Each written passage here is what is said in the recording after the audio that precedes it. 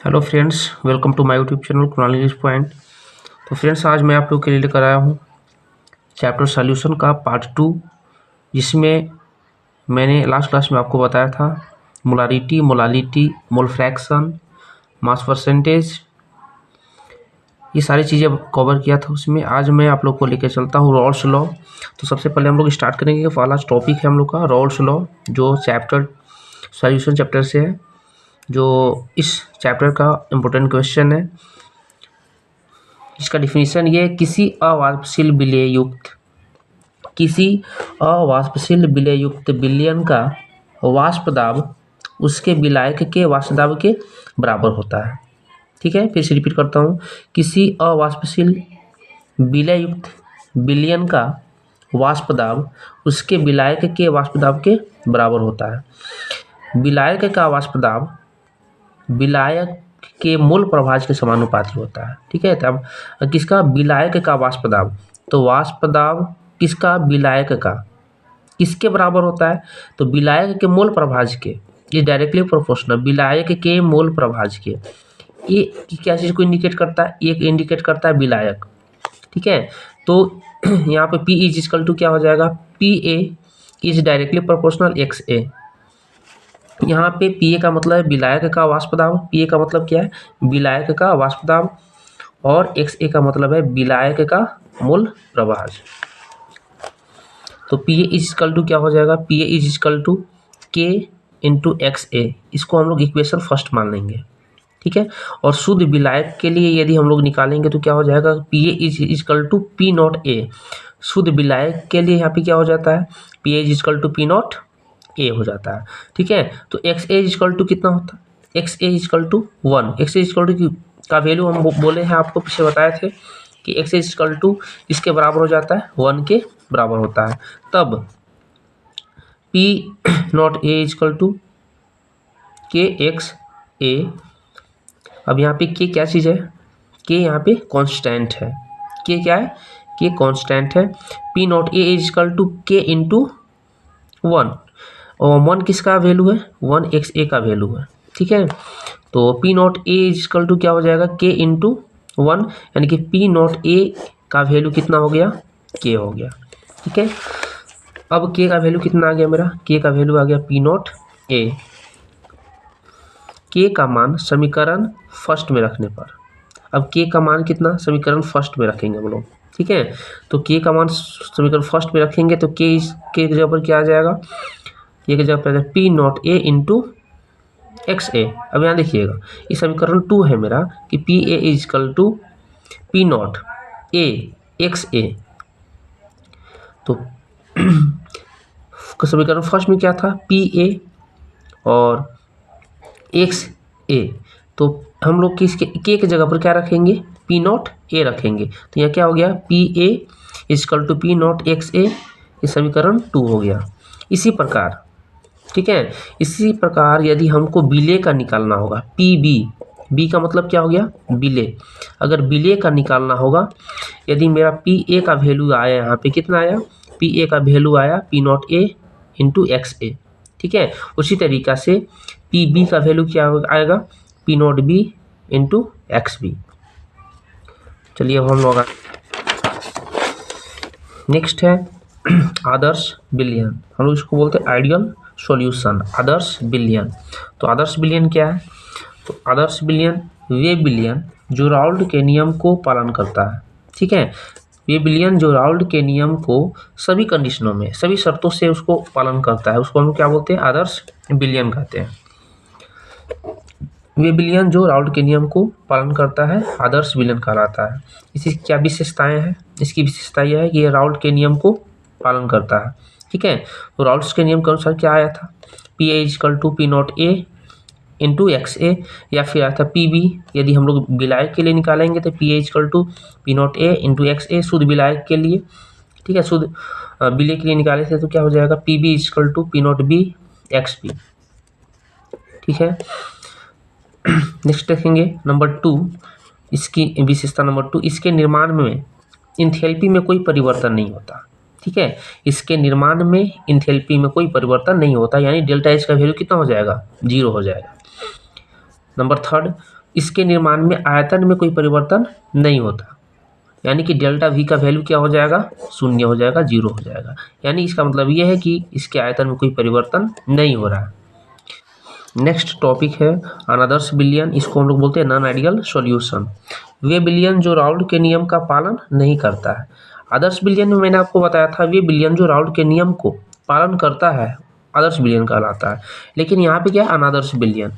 तो अनादर्श बिलियन का डिफिनीशन क्या होगा, वे बिलियन जो राउल्ट के नियम का पालन नहीं करता है तथा इसके निर्माण के समय इंथैल्पी एवं आयतन में परिवर्तन हो जाता है।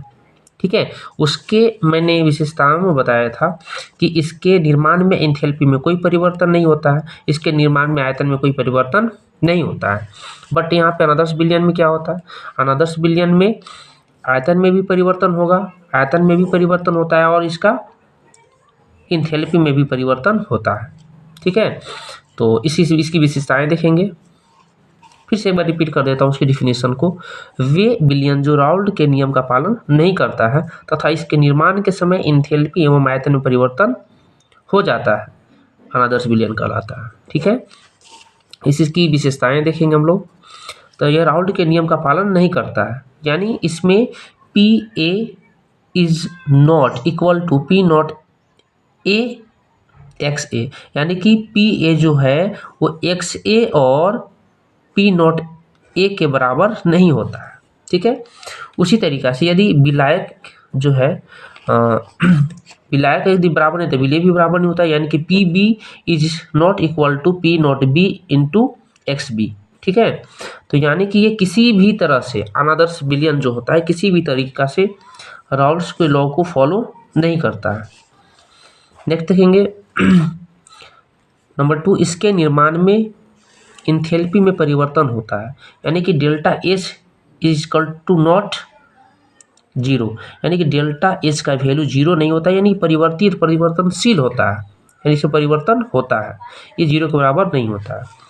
नेक्स्ट है कि इसके निर्माण में आयतन में परिवर्तन नहीं होता, delta V is not equal to zero, यानी डेल्टा वी का मान जीरो नहीं होता, यानी कि ये परिवर्तन होता है, चेंजेबल है, ये परिवर्तन होता है। तो इसके निर्माण में आयतन में परिवर्तन होगा। नेक्स्ट टॉपिक है तुल्यांकी भार। ठीक है, इसको हम लोग बोलते हैं इक्विवेलेंट मास। किसी पदार्थ के अनुभार और उसके संयोजकता के अनुपात को उसका तुल्यांकी भार कहते हैं। फिर सुनेंगे, किसी भी पदार्थ के अनुभार और उसके संयोजकता के अनुपात को उसकी तुल्यांकी भार कहते हैं। इसे ई से दर्शाते हैं, कैपिटल ई से दर्शाते हैं। जिसे आप देखेंगे तुल्यांकी भार मीन्स ई। ठीक है, ई इज इक्वल टू क्या होता है, अनुभार एंड डिवाइडेड बाई संयोजकता। ठीक है, अनुभार को हम लोग एम से सूचित करेंगे और संयोजकता को हम लोग यहाँ पे बैलेंसी लिख लिए हैं। ठीक है, बैलेंसी मीन्स संयोजकता, M is divided by valency. जैसे यहाँ पे मैं आपको दिखाऊंगा निकाल करके, यहाँ पे तत्व का तुल्यांकी भार निकाल रहे हैं हम लोग। ठीक है, तो तत्व का तुल्यांकी भार निकालने के लिए सबसे पहले परमाणु भार को डिवाइड किया जाता है वैलेंसी से, यानी संयोजकता से। ठीक है, जैसे एग्जांपल में हम लिए हैं यहाँ पे एन ए का ठीक है क्या है तुल्यांकी भार। ठीक है, या हम लोग ऐसे भी इसको लिख सकते हैं ENA। इसका मतलब ये है कि Na का तुल्यांकी भार। तो हम लोग देखेंगे Na सोडियम का परमाणु संख्या कितनी होता है, सोडियम इसकी परमाणु संख्या 11 होता है। ठीक है, और इसका परमाणु द्रव्यमान कितना होता है, 23। ठीक है, तो इसको हम क्या करेंगे 23 is divided by 1 is equal to क्या हो जाएगा 23। तो इसका तुल्यांकी भार कितना हो जाएगा 23 हो जाएगा। ठीक है, इसका संयोजकता 1 होता है, इसका संयोजकता कितनी होती है 1। ये हम 1 किस लिए लिखे, क्योंकि इसकी वैलेंसी कितनी होती है 1। जैसे सोडियम, तो सोडियम की परमाणु संख्या कितनी होती है 11। इसका हम लोग इलेक्ट्रॉनिक कॉन्फ़िगरेशन करेंगे 2, 8 और 1। इसका वैलेंसी कितना आया 1। ठीक है, तो इसका वैलेंसी यदि 1 आता है तो 1 से हम लोग क्या करते हैं डिवाइड करते हैं इसका क्या चीज़ में, परमाणु भार में। तो इसका कितना आ गया तुल्यांकी भार 23। उसी तरीक़ा से तुल्यांकी भार ऑफ ऑक्सीजन, ऑक्सीजन का तुल्यांकी भार हम लोग निकालेंगे। तो ऑक्सीजन का परमाणु संख्या कितना होता है? 8 होता है, ठीक है। और इसका परमाणु भार कितना होता है? 16 होता है। और इसकी वैलेंसी कितनी होती है? 2 होती है। इसको डिवाइड करते हैं तो कितना आ जाता है इसका तुल्यांकी भार? इसका तुल्यांकी भार 8 आ जाता है, ठीक है। तो ये था तत्व का तुल्यांकी भार। अब हम लोग आगे देखेंगे अम्ल का तुल्यांकी भार। क्या देखेंगे? अम्ल का तुल्यांकी भार। तो अम्ल का तुल्यांकी भार बराबर क्या होता है? अनुभार बटा संयोजकता, ठीक है। E is equal to M। अब यहाँ पे संयोजकता जो होगी वो क्या चीज की होगी? मुक्त H प्लस की संख्या होगी। किसकी संख्या होगी? मुक्त H प्लस की संख्या होगी। वो मुक्त H प्लस क्या है देखेंगे अभी हम लोग। जैसे यहाँ पर HCl अम्ल का तुल्यांकी भार हम लोग निकाल रहे हैं। यहाँ पे हाइड्रोक्लोरिक अम्ल जो है इसका हम लोग तुल्यांकी भार निकालेंगे, ठीक है। तो हाइड्रोजन का परमाणु संख्या कितना होता है? 1, ठीक है। और क्लोरीन का कितना होता है? 35.5। ये क्या होता है? परमाणु भार होता है, ठीक है। इसका हाइड्रोजन का 1 होता है और क्लोरीन का 35.5 होता है। इसको ऐड करेंगे कितना आ जाएगा? 36 पॉइंट कितना आ जाएगा? 5, ठीक है। और इसका वैलेंसी कितनी हो जाएगी? इसकी वैलेंसी कितनी होती है? संयोजकता कितनी होती है? तो 1 होती है, ठीक है। और इसको डिवाइड कर दिए 1 से तो इसका जो तुल्यांकी भार कितना आ गया? 36.5 आ गया। उसी तरीका से H2SO4 अम्ल का तुल्यांकी भार निकालेंगे, ठीक है। तो यहाँ पर हम लोग M निकाले हैं। कैसे निकाले हैं कि यहाँ पर देखेंगे आप, हाइड्रोजन कितने हैं? हाइड्रोजन 2 है, हाइड्रोजन 2 है, इसलिए 1 × 2 कर दिए, ठीक है। प्लस अब यहाँ पर देखेंगे ये है सल्फर, ठीक है। और सल्फर का कितना होता है? सल्फर का 16 परमाणु संख्या और इसकी परमाणु भार कितना होता है? 32 होता है, ठीक है। 16 दूना 32। और उसके बाद देखेंगे ऑक्सीजन कितने? ऑक्सीजन 4 है, ठीक है। और ऑक्सीजन का कितना होता है? ऑक्सीजन का 16 होता है। ऑक्सीजन परमाणु भार कितना होता है? 16 होता है। 16 का मल्टीप्लाई में 4 टाइम्स होगा, ठीक है, क्योंकि 4 ऑक्सीजन, इसलिए कितना हो जाएगा? ये 16 इज मल्टीप्लाई बाई 4। अब इसको आप कैलकुलेशन करेंगे तो इसका कैलकुलेशन कितना आएगा? 98 आएगा, ठीक है। और H2SO4 का आप तुल्यांकी भार निकालेंगे, ठीक है। तो इसका कितना तुल्यांकी भार आ जाएगा? 49 आ जाएगा। कितना आ जाएगा? 49 आ जाएगा। नेक्स्ट है क्षार की तुल्यांकी भार। अब हम लोग निकालेंगे किसका तुल्यांकी भार? क्षार की तुल्यांकी भार, ठीक है। M is divided by OH minus की संख्या। यहाँ पर क्या रहेगा? माइनस OH की संख्या, यानी कि किसकी संख्या? क्षार की संख्या, ठीक है।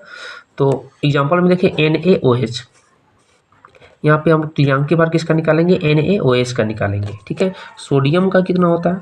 सोडियम का भी मैंने आपको निकाल के बताया था। इसका वैलेंसी कितना होता है? 1 होता है, ठीक है। और यहाँ पे सोडियम का यदि हम लोग निकालते हैं, क्या चीज़ निकालते हैं? इसका NaOH का अगर आप क्या निकालते हैं?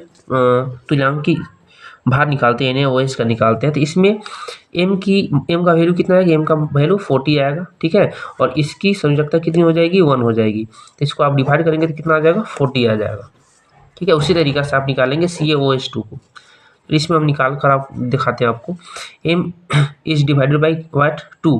क्यों? क्योंकि यहाँ OH की संख्या कितनी है? 2 है, ठीक है। और कैल्शियम का भी आप निकालेंगे। यदि कैल्शियम का इलेक्ट्रॉनिक कॉन्फ़िगरेशन करेंगे तो 2 8 8 और क्या हो जाएगा?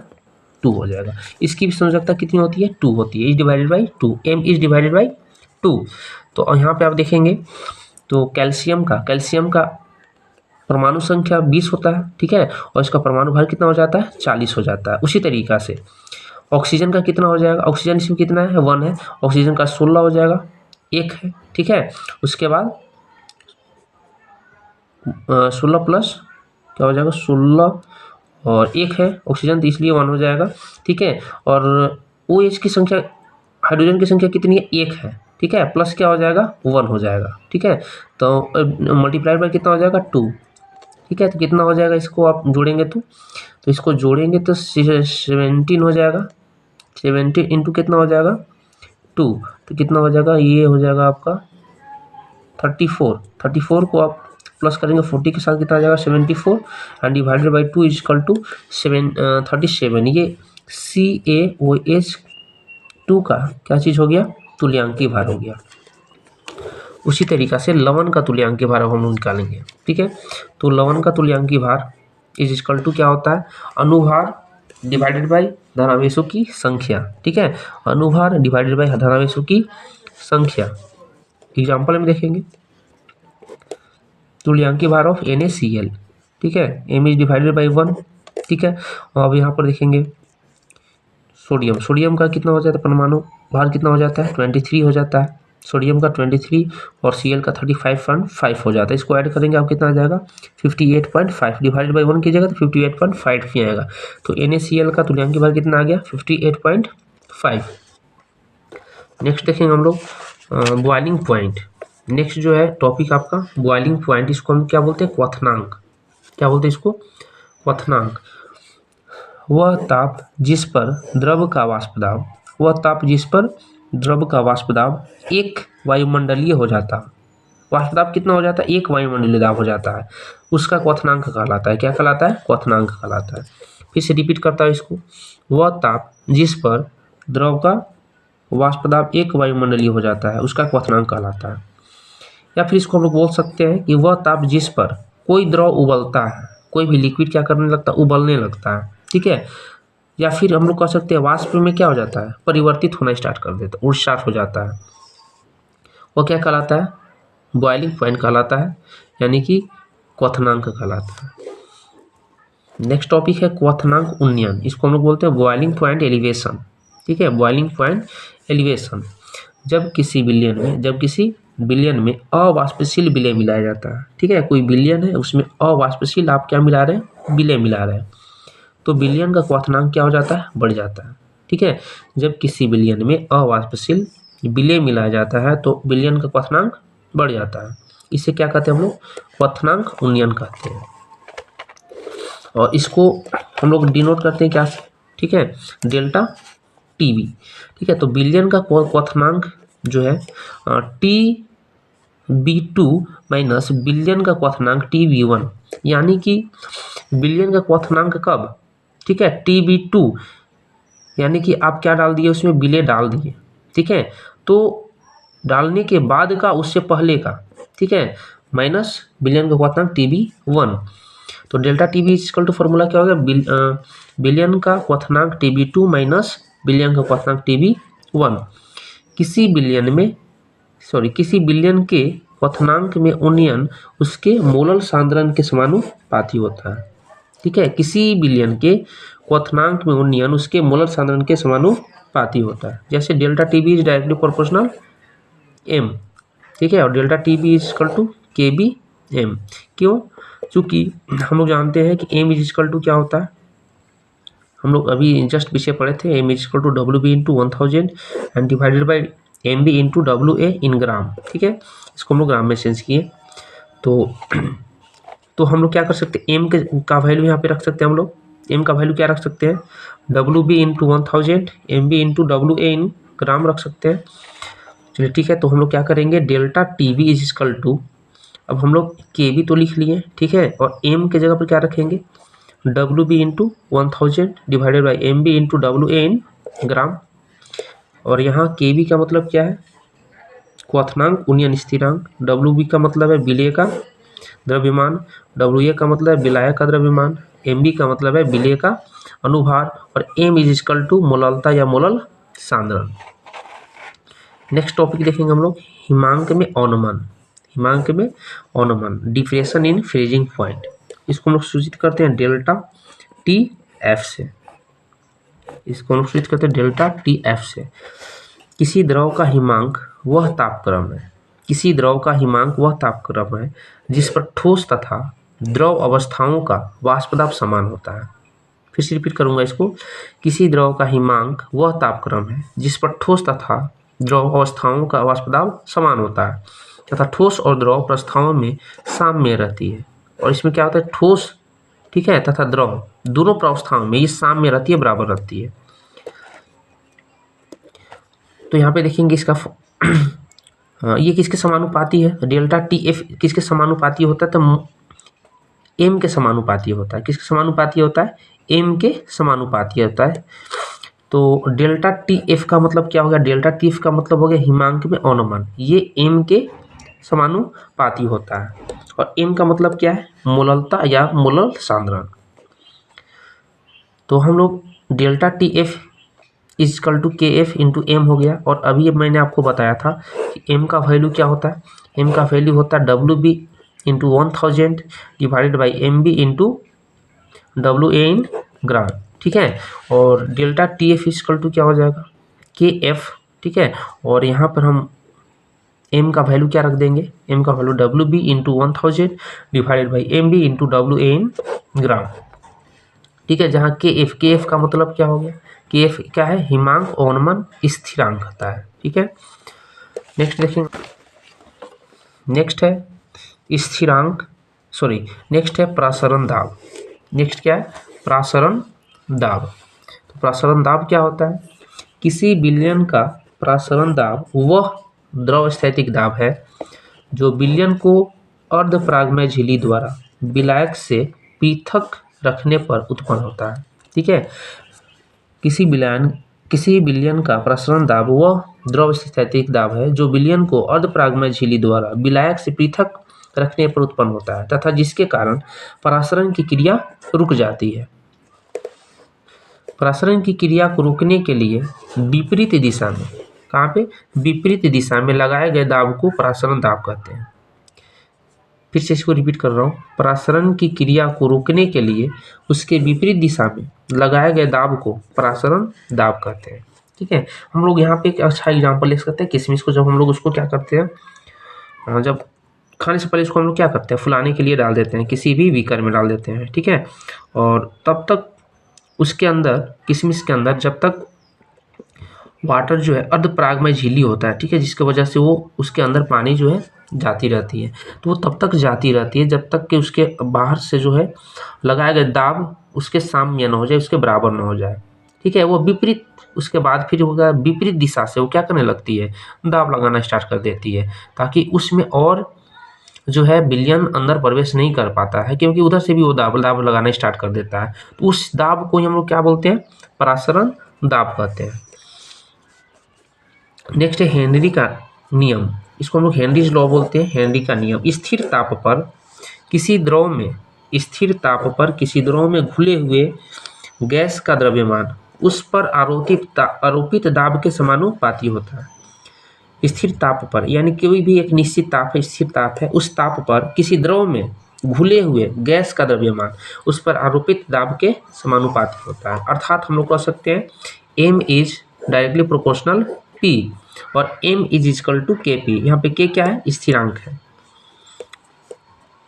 गैस की विलेयता का माप मोल प्रभाज होता है, ठीक है, आप याद रखेंगे इसको। गैस की विलेयता का माप क्या होता है, मोल प्रभाज होता है। इस प्रकार किसी विलयन में गैस का मोल प्रभाज उस विलयन में उपस्थित गैस के आंशिक दाब का समानुपाती होता है, यानी XA is directly proportional PA, XA is directly proportional PA होगा। और XA is equal to 1/KPA। तो हम लोग क्या करेंगे फिर, PA इज इक्वल टू क्या हो जाएगा, XA इंटू KH, ठीक है। और यहाँ KH क्या है, हेनरी कांस्टेंट है। यहाँ पे KH क्या होगा, हेनरी कांस्टेंट, यानी PA इज इक्वल टू क्या हो जाएगा, KH इंटू XA। अर्थात किसी गैस का वाष्प दाब उसके मोल प्रभाज के समानुपाती होता है, ठीक है। आपको इस बात को याद रखना होगा कि अर्थात किसी गैस का वाष्प दाब जो होता है उसके मोल प्रभाज के समानुपाती होता है। हम लोग देखेंगे नेक्स्ट हेनरी का नियम की सीमाएं। नंबर फर्स्ट है, यह तनु विलयन पर ही लागू होता है। यह किस पर होता है, तनु विलयन पर ही लागू होता है। नेक्स्ट, गहरे समुद्र में श्वास लेने में कठिनाई होती है। नेक्स्ट, गैस विलायक के साथ क्रिया न करता। गैस किसके साथ, विलायक के साथ क्रिया न करता। आगे देखिए हम लोग हेनरी का नियम का अनुप्रयोग में क्या देखेंगे, कार्बोनेट शीतल पेय का उत्पादन में इसका हेनरी का नियम को जो है उपयोग कहाँ किया जाता है, तो कार्बोनेट शीतल पेय का उत्पादन में। नेक्स्ट, फेफड़े की क्रियाविधि में भी इसका यूज होता है, फेफड़े की क्रियाविधि में इसका यूज होता है हेनरी का। नेक्स्ट देखेंगे कार्बन डाइऑक्साइड की मात्रा घुलने में। कार्बन डाइऑक्साइड की मात्रा घुलने में हमें हेनरी का नियम का बहुत ही अच्छा तरीका से फॉलो करना पड़ता है। तो ये था चैप्टर 2 केमिस्ट्री का सॉल्यूशन चैप्टर का मोस्ट इंपॉर्टेंट क्वेश्चंस जो आपके एग्जाम के लिए, जैक बोर्ड के लिए या किसी भी बोर्ड के लिए बहुत इंपॉर्टेंट क्वेश्चंस है। That's all for the day. Thank you.